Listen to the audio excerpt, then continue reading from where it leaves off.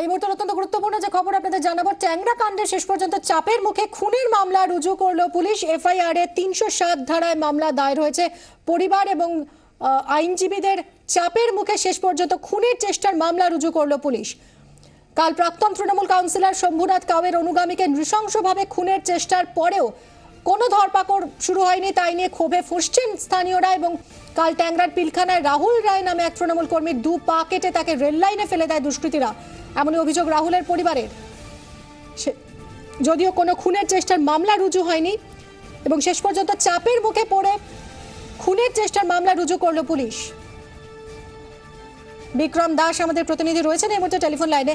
বিক্রম, শেষ পর্যন্ত খুনের চেষ্টার মামলা রুজু করলো পুলিশ?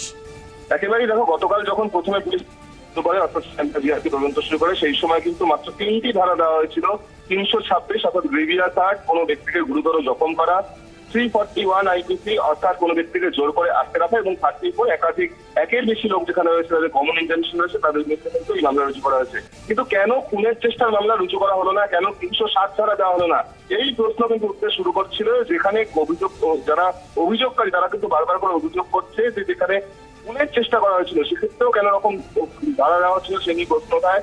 অবশেষে কিন্তু চাপের মুখে শিয়ালদা জিআরপির তরফে 307 ধারা অ্যাড করা হলো, অর্থাৎ খুনের চেষ্টার মামলা অ্যাড করা হলো। এবং তার সঙ্গে সঙ্গে অত্যন্ত তাৎপর্যপূর্ণ জানা যাচ্ছে যে কমপ্লেন লেটার, যে অভিযোগ করা হয়েছে এই পরিবারের তরফে, সেক্ষেত্রে কিন্তু 12 জনের নামে স্পেসিফিক কমপ্লেন করা হয়েছে, যার মধ্যে রয়েছে তৃণমূল নেতা প্রদীপ গুহ, অর্থাৎ যার নাম কিন্তু এর আগে ট্যাংরা থানার সামনে গুলি চালানোর ঘটনায় উঠেছিল। এবং গতকালই তৃণমূলের বিধায়ক স্বর্ণকমল শাহ তিনি কিন্তু কার্যত ক্লিন চিট দিয়েছিলেন এই প্রদীপ গুহকে, এবং প্রদীপ গুহকে স্থানীয় তৃণমূল নেতা হিসেবে তিনি দাবি করেছিলেন।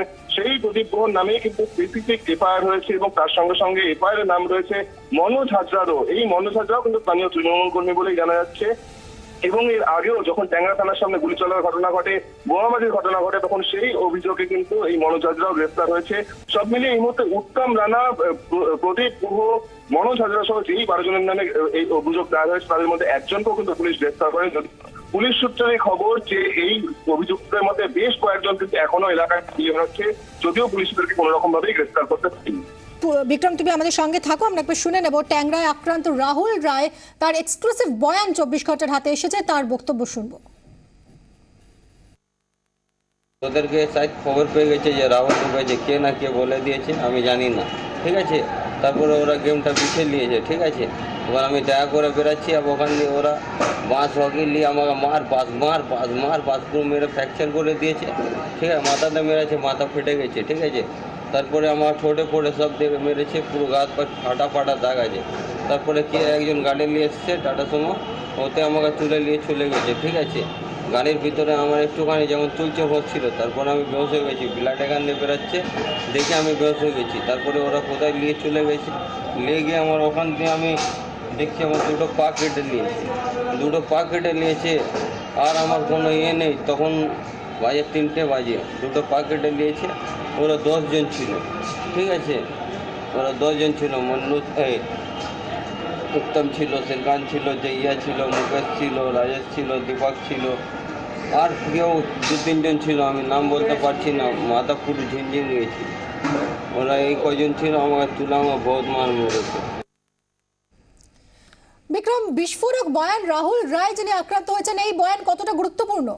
অত্যন্ত তাৎপর্যপূর্ণ, তার কারণ অভিযোগের থেকে কিন্তু সরাসরি এলাকার তৃণমূল নেতা প্রদীপ গুহ, যিনি কিনা স্বর্ণকমল সাহা এবং সফল সামন্তের অত্যন্ত ঘনিষ্ঠ অনুগামী বলেই পরিচিত। এবং যেটা জানা যাচ্ছে যে এই মুহূর্তে কিন্তু এই প্রদীপ গুহ এলাকাতেই রয়েছে, বহাল তবিয়াতে আছে, কিন্তু তাও পুলিশ তাকে গ্রেফতার করছে না। পুলিশের এই ভূমিকা নিয়ে কিন্তু প্রশ্ন উঠছে, যেখানে এত বড় গুরুতর অভিযোগ যে কোনো ব্যক্তির পা কেটে দিয়ে তাকে রেল লাইনের মধ্যে ফেলে রাখা হয়, যাতে ট্রেন এসে তাকে চাপা দিয়ে বেরিয়ে যায়, তার যাতে মৃত্যু ঘটে, এরকম একটা নৃশংস ঘটনার পরও কেন প্রদীপ গুহকে গ্রেফতার করা হচ্ছে না, কেন মনোজ হাজরাকে গ্রেফতার করা হচ্ছে না, কেন উত্তম রানাকে গ্রেফতার করা হচ্ছে না, বাকি যারা অভিযোগ করেছে তাদের মধ্যে একজনকেও পুলিশ গ্রেফতার করতে পারছে না কেন, সেই নিয়ে কিন্তু প্রশ্ন উঠছে। যেখানে স্থানীয় বাসিন্দাদের সাথে জানা এবং পুলিশের জানা যাচ্ছে যে এই প্রদীপ গুহ এবং অন্যান্য বেশ কয়েকজন অভিযুক্ত এখনো কিন্তু এলাকায় বহাল তবিয়তে ঘুরে বেড়াচ্ছে, তাও পুলিশ তাদের গ্রেফতার করছে না। সেক্ষেত্রে কিন্তু প্রশ্ন উঠছে যে এই প্রদীপ গুহ সে স্থানীয় বিধায়ক এবং কাউন্সিলরের ঘনিষ্ঠ বলেই কি তাকে ছাড় দেওয়া হচ্ছে, এই প্রশ্ন কিন্তু ইতিমধ্যেই উঠতে শুরু করে দিয়েছে। ধন্যবাদ বিক্রম দাস আমাদের প্রতিনিধির সঙ্গে আমরা কথা বললাম। আমরা আরো একবার শুনবো রাহুল রায় যিনি আক্রান্ত হয়েছেন গতকাল, তার এক্সক্লুসিভ বয়ান 24 ঘন্টায়। ওদেরকে শায়দ খবর পেয়ে গেছে যে রাহুল ঢুকেছে, কে না কে বলে দিয়েছে আমি জানি না, ঠিক আছে। তারপরে ওরা গেমটা পিছিয়ে নিয়েছে, ঠিক আছে। এবার আমি দেখা করে বেরাচ্ছি, আর ওখান দিয়ে ওরা বাঁশ হকি নিয়ে আমাকে মার পাস পুরো মেরে ফ্র্যাকচার করে দিয়েছে, ঠিক আছে। মাথাতে মেরেছে, মাথা ফেটে গেছে, ঠিক আছে। তারপরে আমার ঠোঁটে ফোটে সব দিকে মেরেছে, পুরো গাছ পাট ফাটা দাগ আছে। তারপরে কে একজন গাড়ি নিয়ে এসছে টাটা সুমো, ওতে আমাকে তুলে নিয়ে চলে গেছে, ঠিক আছে।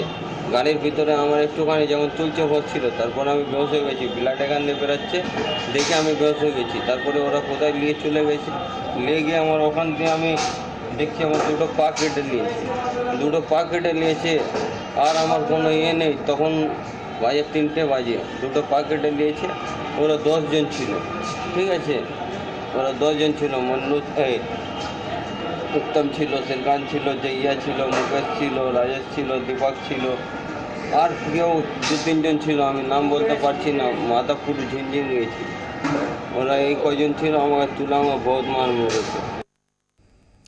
নৃশংস এই ঘটনার বর্ণনা দিলেন রাহুল রায় যিনি আক্রান্ত, তার দুটো পা কেটে নেওয়া হয়েছে। 24 ঘন্টা এক্সক্লুসিভ বয়ান দিয়েছেন তিনি, যদিও এখনো পর্যন্ত ঘটনার পর 24 ঘন্টা কেটে গেলেও এখনো পর্যন্ত কোনো অভিযুক্তকেই গ্রেফতার করতে পারেনি পুলিশ। যদিও শেষ পর্যন্ত চাপের মুখে পড়ে 12 জনের বিরুদ্ধে যে এফআইআর করা হয়েছে সেখানে খুনের চেষ্টার মামলা রুজু হয়েছে।